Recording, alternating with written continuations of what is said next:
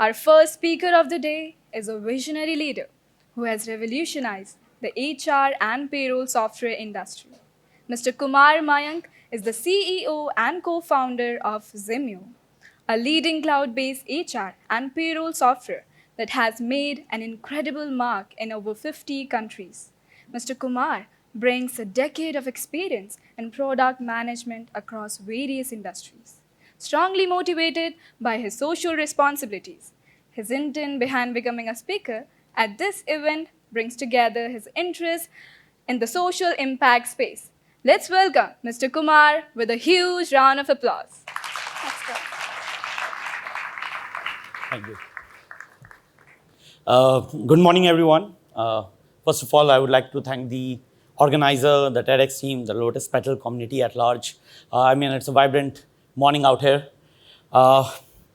Ideas change everything. That's what TEDx means. And I want to start my speech on the human experience, what it means to be a human in the AI world, by a quote, which is by Mahatma Gandhi. It says, "You must be the change you want to see in the world." Okay?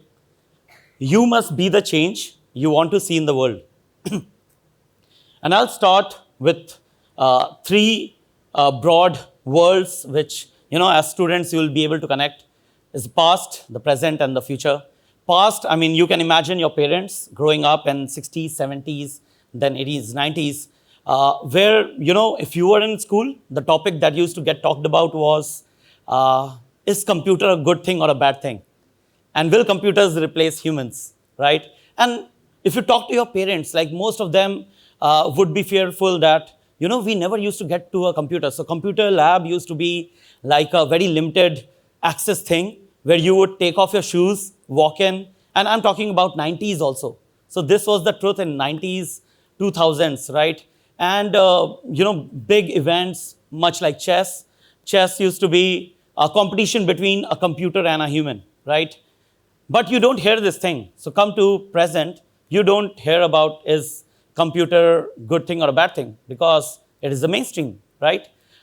Likewise, today we are debating AI good or bad. But 5 years, 10 years down the line, it is here, it will stay, and it will become mainstream living much like computer to us, right? But the question then remains, like what happened to chess after 2005? So before 2005, the human experience about playing chess was, I need to get guidance. I need to have someone, a mentor to learn chess and represent the country or wherever you are from. But post 2005, people generally learn it from the computer itself, right? The good algorithms, much dwelled into AI now, where, humans learn from the system itself. Isn't that a better world? Better chess players have emerged. The chess games itself has gone much complex, and much like chess, there are a lot of extensions into business world, real life world, right? You're typing on your phone, you need a spell check. You would not know the entirety of the vocabulary. But look at this. On the phone itself, there are a lot of options. You skip through it, you find the right word.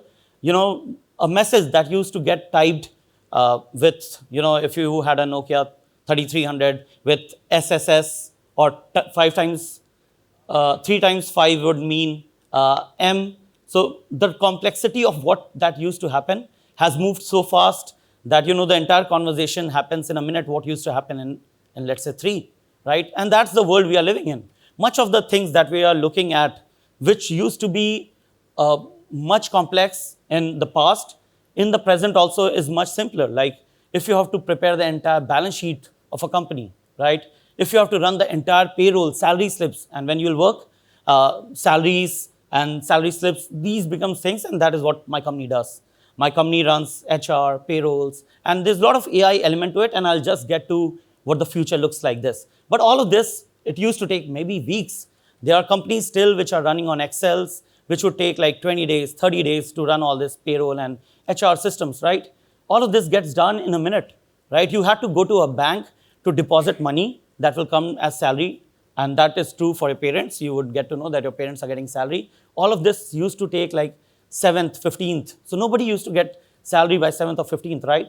Right now, system runs everything. Balance sheets get prepared, payroll gets run. All of this gets transferred like in milliseconds. You run the system and you transfer the account. In fact, while you are going outside, you will be making the transfer on your UPI, buying anything, right? Unheard of. But let me tell you what the future looks like this, much in times to come, right? You want to design a house, and this is what I'm talking about in future, and that is where humans will leverage AI in times to come in future.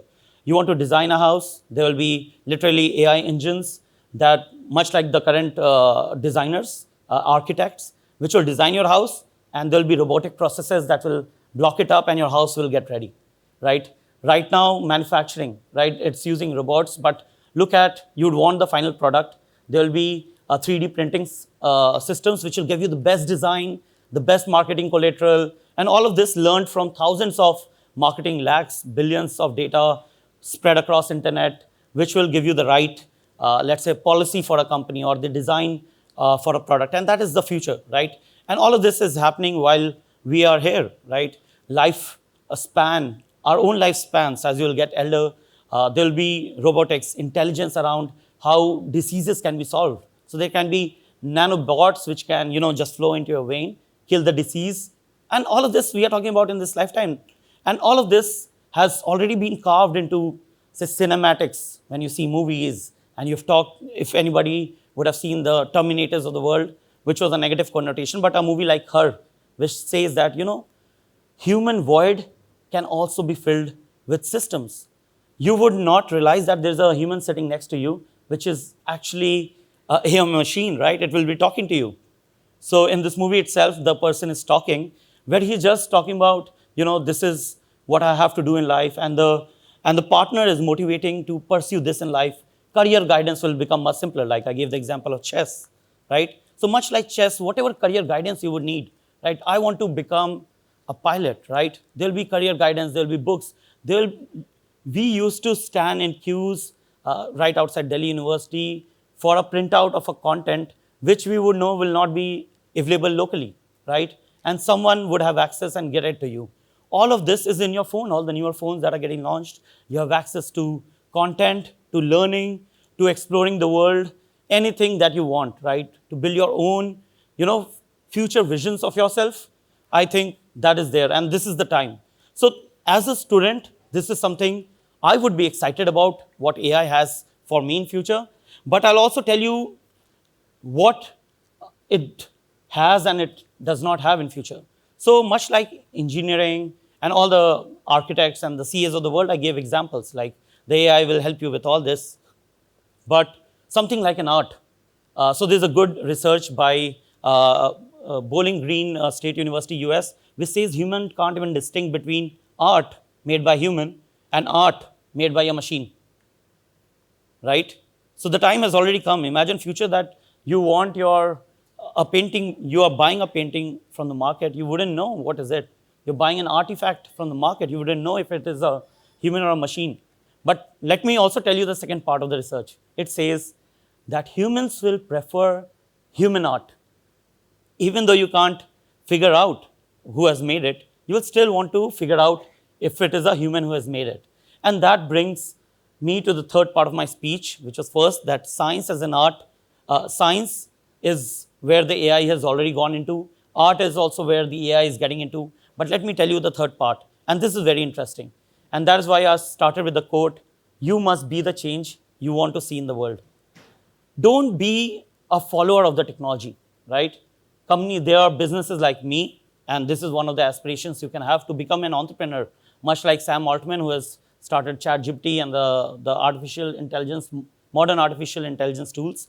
So you can harness the technology yourself, right? So of course, there's individual usage where I'm telling you that you can run it to your benefit, but I'm also telling you that not just this, there are a lot of businesses which will never let AI, spearhead human, right? They're like, as I said, in Terminator movie or whichever movies, the future looks bleak with artificial general intelligence, whereas the machine gets conscious that, I am like a human awareness or more, right?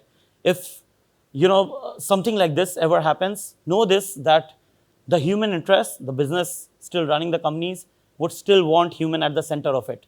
Because at the end of the day, who is the customers, right? If you want a robot that cleans your house, there's a company which will still want you to buy it, right? Somebody has to buy that technology that artificially understands how your house looks like, cleans it up.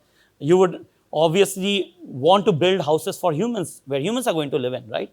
Why would robots need that? So my point is, even businesses in the future outcomings are still going to be dependent on the human in the center. And why I'm emphasizing on this is, I want you all to take a cue from here today, much like what I have in my career. I said, yeah, I don't want to be a follower.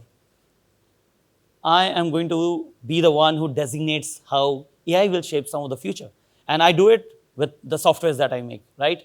So you have to get hold of what is the best use case of AI, like much like the careers. So somebody sitting in 90s had the option to decide that if I start learning Tally, I can get into accounting.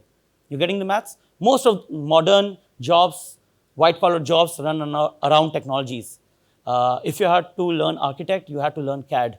So much like this, a cue for all of you is what in AI you need to learn, which can help you make a great career in future, right? So before even the AGI comes in and the robots take consciousness of what is happening, you drive what is best for the human race. You decide the governance, and that is what majority of the conversations around AI is happening today. That let's put in governance, let the future of the country, much like you, let the future of the world decide what's the best use of AI. And some of this is now in your hands. Your phone is carrying your AI, your lenses, your glasses, which will tell you what is the best price models happening in the world. So that is where I leave my speech, giving you a cue that you have to you have to spearhead the next evolution that the human race is facing. That is AI.